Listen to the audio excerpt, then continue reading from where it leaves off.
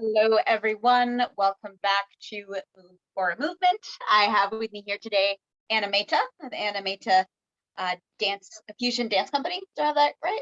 Mayta Fusion Dance. Mayta Fusion Dance. Great. That was, yes. I know what I was saying. A lot of words. I can't, Mayta Fusion Dance. Mayta is Hudson Valley based up in upstate New York.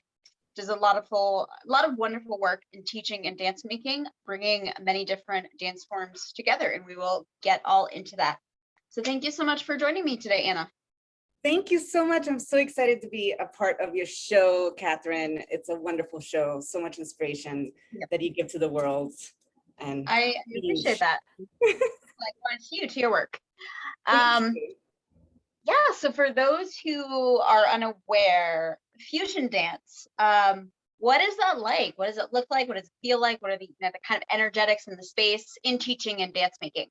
And if you want to talk more about your work in those sort of two different areas, you can go ahead and do that too. Tell us a little bit more about that.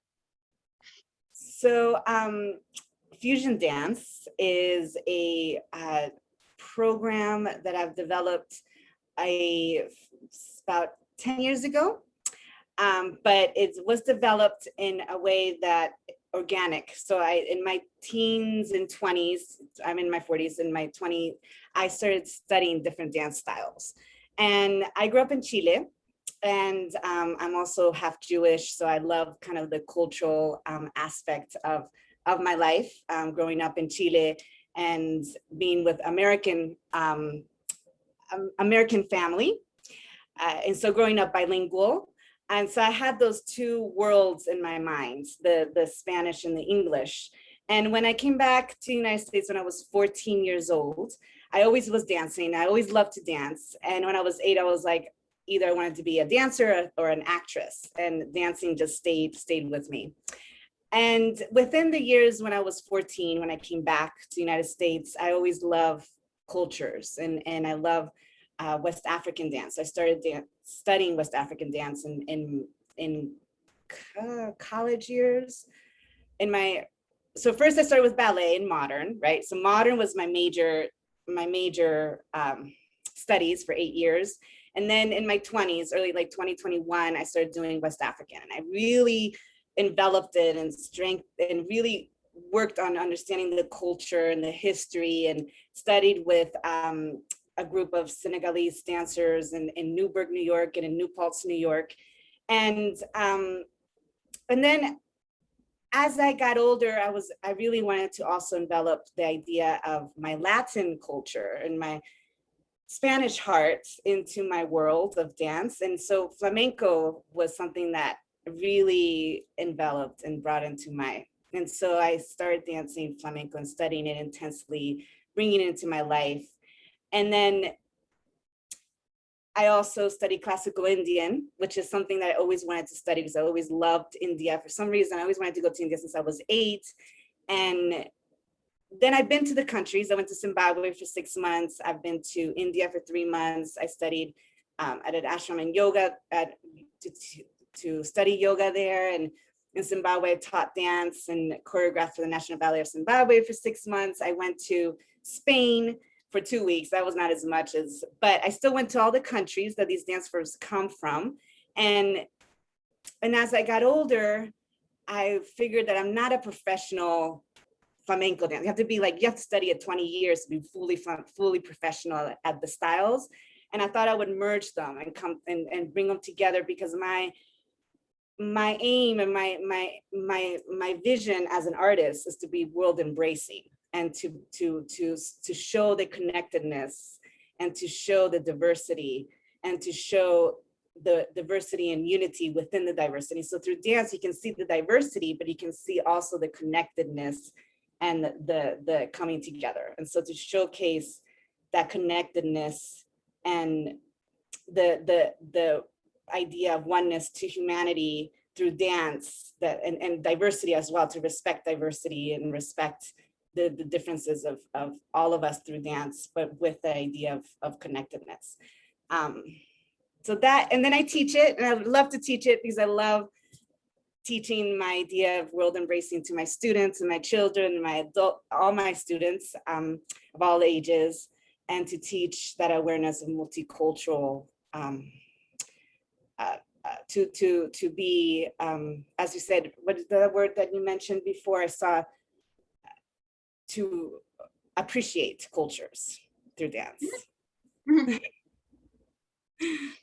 Yeah, and there are so many different languages within dance, but it is this universal language. Like, this person over here could be a native Spanish speaker, and this person over here could be, native Mandarin speaker, and they can both watch a dance performance and appreciate it and get something out of it, which is a really special thing, I think. Love language. I'm a writer, but yes, you're a fantastic writer too. Reading your articles is it's great. Yeah, appreciate it. Yeah, it's a nonverbal language that's a different level of experience and sensation, and whether you are doing it or experiencing it. Yeah, and also to be aware of the political stance that we live in. So these are the dance styles that I've studied intensively. So I don't try to merge other dance styles that I really love to enjoy to watch, like, Chinese dance or Hawaiian hula dance, the hula dancing, which is amazing. I would love to study it, but I'm not going to merge those. Or I've been wanting to study belly dancing, but I'm not. Once I started studying it and really envelop it into my heart and being, then I'll incorporate it. But right now, the styles that I have in my fusion are the ones I've studied really intensely, incorporating it. And so those are the ones I'm going to just basically focus on in the fusion, because, the political situation. So the idea is to appreciate cultures and to really envelop them and bring them into your heart. But these are the ones I have done for myself. So. Yeah, that's great segue. You're going right into my next question. You spoke about traveling to these countries and really sort of deeply embodying these forms, studying them, and becoming enmeshed in the culture so that you understand sort of the context. I mean, some of these are from way back in history, where the context, politically, socially would have been a little different, but you can at least be with those people who have originated, their origin is in those stories within, and speaking to those people and having those experiences, and again, really feeling those forms within your body. And like you just said, you won't, unless you have done that with a particular dance form, you're not going to include it in your work per se. You might take a class or something, but yes. So you were speaking about, when you were speaking, earlier this week, about the difference between appropriation and appreciation. It can be a question for dance artists who are not of a particular background, but they want to do that dance form. They're like, I want to lift it up. I want to put a spotlight on this thing that I love, even though it's not for my culture. And they're like, I don't want to appropriate. How do I, what is that? How can I be a positive force there and not do something like appropriate, which we don't want to do. And I think your experience kind of shows the answer in a way. It's not an easy answer. It's a lot of work. It's a lot of travel and years, but yeah, if you want to speak to that a little bit more, that'd be great. I'd love, and anything else you want to add there. Well, so when I started the process of learning these dances, the political, the elevation of this, which is great, because I think we need to change, and there's a lot of change that needs to happen to be world embracing. So to understand the social sicknesses of this country is really important. And so when I went to India, I went to a Bharatanatyam class. And so I witnessed a Bharatanatyam class in India. And in Zimbabwe, I even took it. In Zimbabwe, I went to performances there. So even though the music and the dance in Zimbabwe is it's in the southern part, and here in the United States is more Western, Senegalese kind of, but still I had the spirit and kind of started to understand. And so I think the idea, what I'm understanding, I'm still in the process of understanding. I'm not perfect. I'm still in the process of sharing this program in a way that is respectful. So I'm still learning. I'm still in the process of understanding the cultural appropriation versus appreciation. So I'm still working on it. But from my awareness and understanding is that appreciation. And that if you study the cultures, you, like the fact that I studied flamenco stems from the fact that I love that Spain and Spanish comes from Spain, and that the Spanish colonized a lot, part of South, of Latin America and Chile and all that. So I wanted to create that Spanish flair in me, that Latina style, that Latina movement, the hips and that. So that was connected to my culture, to my love of Chile. So I think it's, as you were mentioning, it's appreciation. And really, once you really want to learn a dance from that culture, you really study it intensely to try to learn the culture, learn the history, learn the background, go to the countries, be with the people, and then you can bring it to wherever country you're from and share it in a way that's very respectful to everybody, that you share that this is what I studied intensely, that you didn't study it via YouTube and all that. I think that's important. But as I said, I'm still learning. I have a lot to learn still. Yeah, I mean, any practice, it's a lifelong journey. It's like the work's never really done if you're really passionate about it, and you recognize that there always is more to learn. They say the more you learn, the more you realize there is to learn. And I think that's a sign that you really are engaged and you really are learning, is you're like, wow, there is so much more to learn.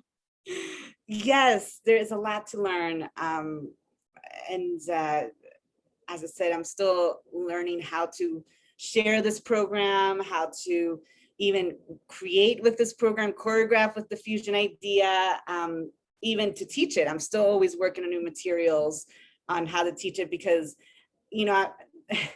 here I've been working on with 60s music, like incorporating different steps that I like street, but not the hip hop street dancing where you have to take classes, but more on learning like these really simple steps and incorporate that into the fusion. But that's more material building. It's not something that I would connecting. It's connecting the dots. It's connecting and also trying to make my classes more entertaining and and it's very simple. And also these dance forms are American that I'm learning, so they're not from they're an American 60s American kind of. So I'm in that American world. So so incorporating the American versus the fusion. So it's I stick with once, when you're American, I am American, I don't have dual citizenship. So when I learned like the bunny hop, or dance with the bunny hop, you can do like the bunny hop and then do the fusion movement and so the bunny hop is just a jump, with the music, and then you move, I go to do different styles of movements. So I like to use traditional music and very kind of traditional American music that has the bunny hop, or the different kinds of steps that in the 60s American youth did in the 60s. So if I do that, I always connect to like American style kind of movements, but movements that are easy to learn and not like a technique kind of style, more like movements, it's like I'm not trying to incorporate hip hop technique into the fusion when I don't know hip hop, so it's more like these movements that you can learn that are American style, that are very just everybody can do. Like, yeah, more like social dance. Social dance, yes, yeah, exactly. Yeah, it's interesting. It's like, all these different forms, and this is something that we didn't talk about previously, but if you have anything to say to it, I would love to hear. There is this question of like dedicated dancers. Do you intensely study one or maybe two forms, or do you learn more forms and become more of a versatile mover? And if you're going to be a working dancer, unless you're like in a ballet company, you're on that track, or in a, very well established contemporary dance company, you kind of need that versatility, right? To really get to be hireable in a way, to like have a sustainable career, right? So yeah, I'm curious about from your experience as someone who has practiced so many different forms, who's experienced embodied so many different forms, what do you think the advantage of that is? What is the wonder in it? What is special about that besides just like the marketability question, which is something I just threw in there, but the marketability, well, I sometimes think of myself, I'm an analyzer. I'm always analyzing my work and myself as a dancer and as a dance artist that I'm now currently realizing using that term and teaching artists. That when I use the space, I love to improvise. Improvisation is like my forte strength. I sometimes find that my movements get to be repetitious, and I've studied all these dance styles, and I'm working on.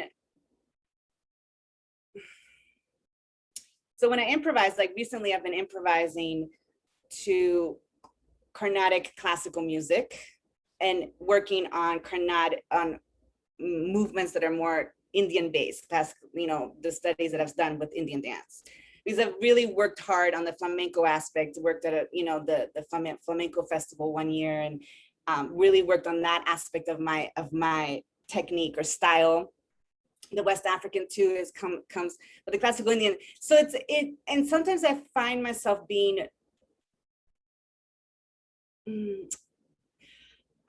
it's hard. I think being versatile, and I think sometimes to focus on one style can create such a strength in a dancer. It creates just this, because you're focused on that one style. So you're focused on how your body works in that one style. But when you're working on different styles, different music, and trying to blend the different styles and using different, Carnatic music versus African music versus flamenco music, which is all very distinct music, it's a little bit more harder to strengthen and to perfect your dance style. And then the dance style becomes a little bit repetitious. And I find that sometimes for myself, I'm like, so yeah. Interesting. Threw in a little devil's advocate for my question, and I didn't mean to be leading question there. Anyways, no, that's great. I love, that view. It's like, so to me, it's like a balance. Would you agree? Like some kind of balance there. And maybe just doing what resonates with you, just like what you enjoy. Maybe, I don't know. Yeah, I think it is a balance. It is a balance. And I've worked on creating that balance and being, but the improv is, I think, if you think of strengthening, if you think of perfecting a style, for me, it's perfecting and strengthening my improv. I've been improvising since I started dancing when I was 14. I used the studio, and I've been improvising ever since. And I've been perfecting it in the fact that maybe it's not as I said, I'm always learning. I'm always in the process of figuring out always learning. So I have a tendency to put music on and dance, all kinds of music. Now, that is improvisation is a technique, but there's also all kinds of ways of improvisation. And I go into the improvisation, and then I realize, okay, I'm doing this, and I'm exploring with the movements. I'm a very rhythmical mover because I work with so many different styles of music. But yeah, I'm still learning. I need to learn. I need to go more deeper into the improv work. And sometimes I'm just like, I just want to go into the space and just groove, because the day is just like, wow, and I just don't want to think about anything. But and that is technique. And when you just kind of, it's like yoga, it's like you just go into and you just let go. But there is also that, so I'm always learning. But I think the idea of me grooving with different styles of music at least once a week, and trying to work on choreography or movements that come together, that is my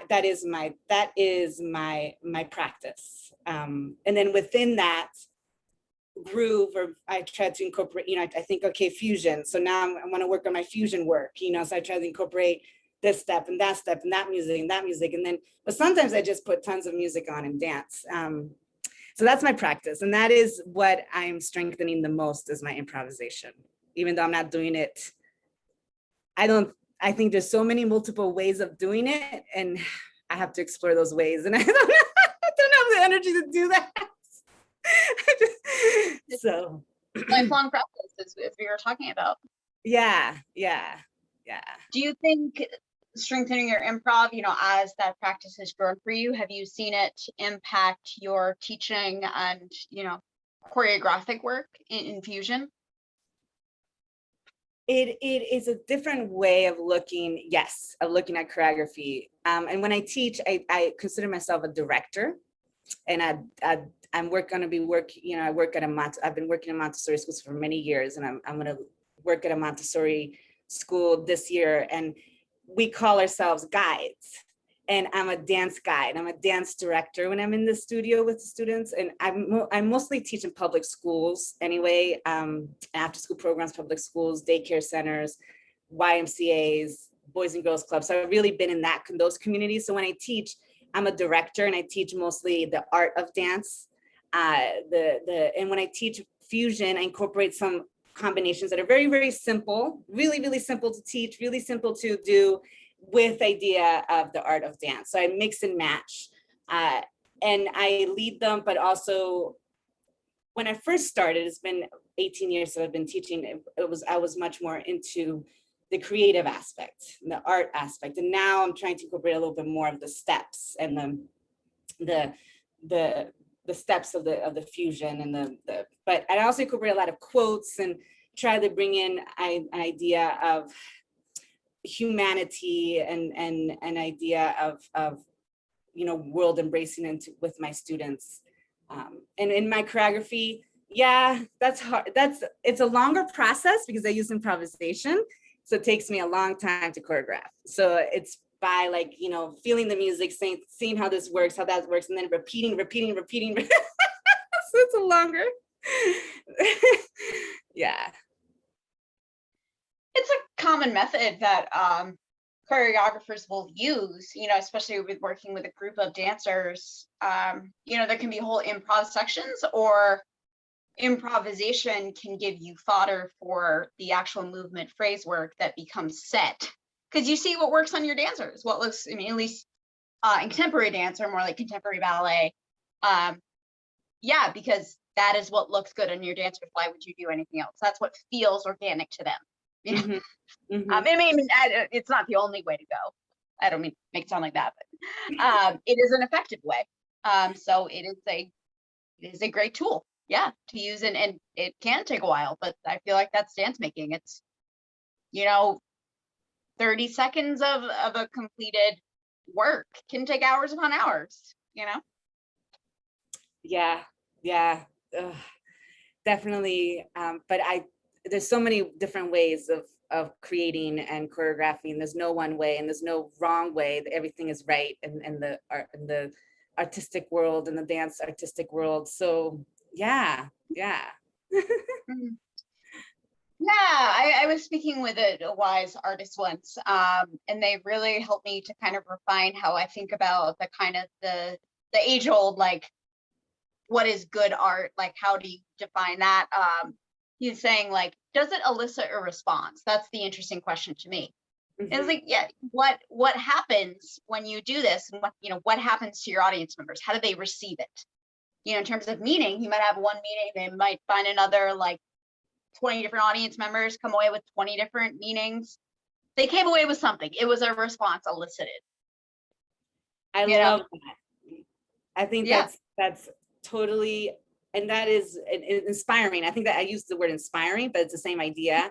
When I think about my work, and as I said before, I've analyzed and as a teacher, as a teaching artist, and as a dance artist, choreographer, exactly what you're saying, to elicit a response in my students, to elicit a response in my audience, and the other thought that I've always is to inspire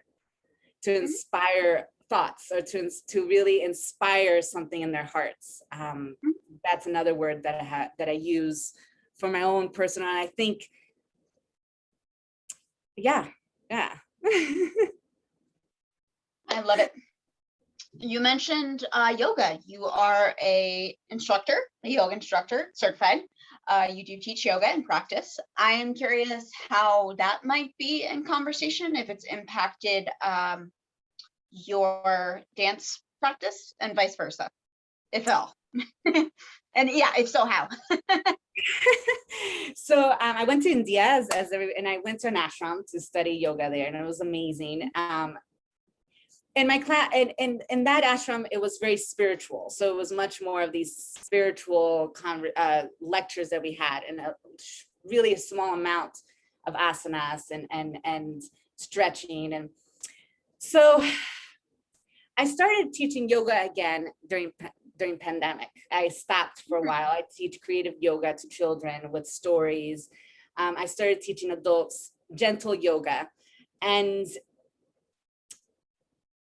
it's a practice. I have 2 classes, and these classes are really helpful to me as well as my students. I mean, I've had these students, some of them for 2 years or more, and my students that I have right now are just a year and a half now. They're amazing. But for me, I thought about years ago when I was thinking about being a dance therapist at one point, and realizing that dance is healing. Dance is a form of healing for us, and that's why I love improvisation, because improvisation is also a form of healing. I've used it as a real healing aspect for myself when I was 16, and just kind of find yourself through dance. And so at one point I wanted to be a dance therapist, and then I love yoga because I love India. I love the culture of India. There's something about India that resonated with me. And I had this hip injury when I was 18. And so I thought yoga will help me with that. And it has. And so now I realize that I'm more of a creator. I'm more of a dance artist. I've been teaching. That's like my focus, is much more creating and teaching and dance and being a dance artist and developing my dance company. So more of that creation and teaching aspect, and being director and inspiring others through. So the healing there is it's there. So yoga helps me tap into that healing, to the awareness that dance is healing, because right now my goal is much more of a creator and a educator. And so, which is a very different kind of shift in your mind when you're doing that with the art of dance than the healing aspect when you're connecting. So yoga is really a lovely practice that I have, the 2 classes that I have, that connects my soul, mind, and body together to have that awareness that the healing has to be there. And so through yoga, I connect to that healing aspect of movements that sometimes I might just forget if I'm just educating and choreographing and such. Yeah, it's, I think some similar tools, different aim between the 2 practices. Yoga is aiming to bring balance and integration. Dance as an art form wants to ask the questions and elicit the response. So yeah, it's gonna maybe put you in 2 different places. It does, because when I do yoga, it's pushing me into that level, as you're saying, the connection between mind, body, spirit, the connection of the healing of oneself, the connection of the oneness of oneself. And then in my dance, it's like the embracing of the world. Let's embrace the world. Let's connect to others. Let's collaborate together. Let's work on that creative minds together in groups. So it's definitely, but it creates a balance in my life when I have the yoga practice with the other work that I do. It creates more of a balance. So I really enjoy that. But yoga is just a practice I share, but it's not, I'm not gonna do it. It's not like I'm going to go into a lot of yoga studios and promote myself as a yoga teacher. No, it's just something very, very gentle that I do kind of for whoever wants to study with me. And it's a gentle yoga class. And so. Okay. Yeah. Do you feel almost like it's an inner practice versus an outer, connecting inside, connecting outside? Is that was kind of how I was thinking of it as you were speaking. Yes. Yes. Yeah, it's an interesting way to think about it. Yeah. I deeply entrenched in yoga. I'm actually a yoga teacher training right now, so that's just where my mind goes. So I thought I would ask about that. That's really interesting. Thank you. Yeah. So what is one thing in your creative trajectory that you're particularly proud of? And you've actually spoken about this a little bit, but you might have a different answer. We'll see. What is one thing you are working on or a goal you're working towards? So it's sort of two parts there. Yes. So I wanted to mention, as you were mentioning, elicits a response in audience, right? To elicit a response. And that's a great thought, to elicit that response. And one of the idea of, of fusion and connecting to the world we live in, and one of my passions and one of my awareness, being in the world that I live in, and is the empowerment of women, and the idea that men and women are equal. And the idea, because growing up in Chile, I grew up with a lot of macho men, and women have been oppressed, and women are oppressed all over the world. And being a woman myself, and living on my own in Hudson, New York, and having all that, it's an empowering experience to have that. Sometimes I have I don't know, like fears, like, can I, like, oh, la la la, but like, no, I can do this. There's no, my career, my dance and my career is so much more front center than having kids and da. So, and I'm in my 40s. So creating pieces about women empowerment has been a passion of mine. And so I've done two, and I did one, my last one was called The World of Humanity Has Two Wings. And I love to use literature and dance, literature as a force for inspiring choreography. So this is based upon a quote of my belief system, the Baha'i faith, and it's the world of humanity has two wings, men and women, and if both wings are not equally developed, the bird can't fly.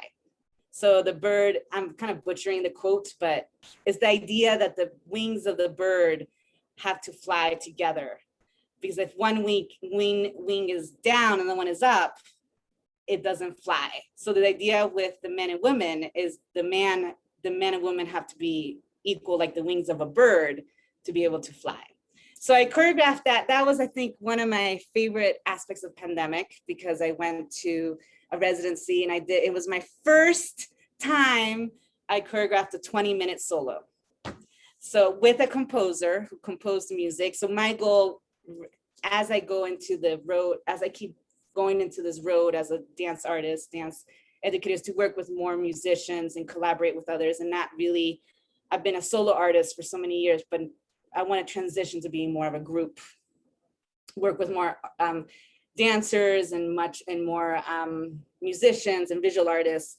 So I worked with a composer, and this piece came about. It was a sequel. So I used this blue veil, and it was a sequel to another piece called Veiled, which I used the veil, and that was for oppression of women in the Middle East, right after 9/11. So I love being a woman. I love hopefully inspiring the audience that I and elicits a response. And I have, because the veiled piece could elicit a response from certain friends who might believe in. So to elicit through these concepts of world empowerment and women empowerment. that was one. And then the other question, I lost the track of the other question. Oh, So I feel like you did actually hit on both, I did. but you might want to add something else. What's one thing you're particularly proud of? You were speaking about those 2 works, was another question I had. Sort of what works have you worked on that are significant? You hit that. And then what's something that you are working towards or working on? And you mentioned working with more composers. So Yes. Oh, and more. Well, I'm working towards transitioning to being more of a group, wanting to have more group dancers to work with. Yep. And as yes, yeah, correct. Yeah. So okay, so I hit on everything. yeah, perfect. That's perfect. It's great. Love it. I think that's sort of all I have. Is there anything else you wanted to share before we say goodbye? Or I can ask, what do you have coming up? What can we support you with? What can we look out for, look forward to, that kind of thing? So at the moment I don't have, I'm just practicing. I'm here in Arizona, so I've been dancing every day. So I've just been practicing with visiting my parents, kind of having a little, but I've been working on my movement and dance. So I don't have really much, but my goal is to work on the film for about with that piece, the 20-minute piece about women. So to elicit a response through film and dance, which is one of the most powerful tools to have that to film. So I have a Fractured Atlas fundraiser for the film because my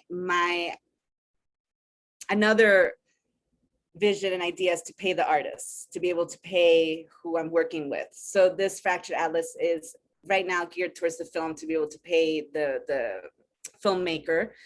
And so if you want to anybody wants to donate, it's Fractured Atlas Mayta Fusion Dance.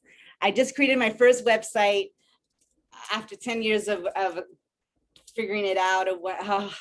It's maytafusiondance.org. And and all my information is there, and maytafusiondance.org. We will link to that. We'll make sure people have that link. Yes. Other than that, I have the film idea. I mean, I'm in Hudson, New York. I'm just dancing away, keeping my practice alive. At the moment, I don't have much performances or anything, but so. Hopefully, do you anticipate as schools get back in person that you'll be more in schools and community centers, those sorts of places, as you mentioned? Yes, I'll be teaching at a Montessori school twice a week, basically full days twice a week. But I'm also helping with the office work as well, and teaching there. And then I have a few other opportunities that are blooming, in terms of another Montessori school someday, so yes, I'm always, but if anybody, always working on planting those seeds for opportunities, as you would say. Yeah, but I'm grateful that I have this new job. During pandemic, I worked mostly via Zoom. And then in March, when everything opened up, I started teaching again. And I taught with a mask. I taught in children, and that was a lot of fun. So now I'm back into the real kind of teaching personally with students, children. But I hope to keep my Zoom classes. I have a fusion dance class via Zoom for adults 5 to 6. And my yoga classes I'm not going to share that because it's not, you're a yoga teacher, you will be so much stronger too. I don't have that yet, so if you want to share. No, it's okay. My yoga is not, it's there, but it's not my focus. So I want to share my focus, which is the fusion. So gotcha. 5 to 6, which day of the week? Thursdays, and 5 to 6. People can find that on your website, the website you mentioned?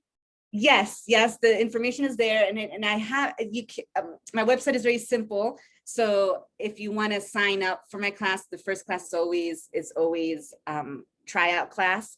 If you want to sign up, you just email me with questions, comments, requests at maytafusiondance@gmail.com.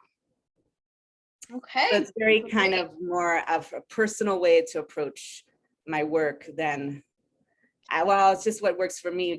I couldn't figure out the website in terms of putting how to sign up via the website. I'm more of a, yeah. Yeah, there are like whole programs for that, and I think they cost money, and it's a whole kit and caboodle. Just emailing you, yeah, that sounds easy enough. Yeah. So. Yep. Thank you And so much. I want to say, I just want to say thank you, Catherine, for inviting me.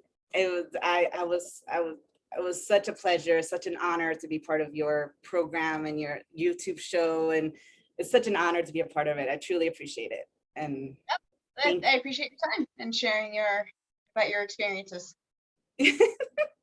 Thank you so much. Pleasure. All right, thank you, everyone. Happy going out tomorrow. Happy Saturday if you're watching it tomorrow. Happy whatever day if after that. If you enjoyed this episode, like, comment, subscribe, all that good stuff. Share it with a friend who you might think also would enjoy, multiple friends, whatever you like. And we will see you next time. Thanks so much. Bye. Thank you. Bye. My pleasure. Bye-bye.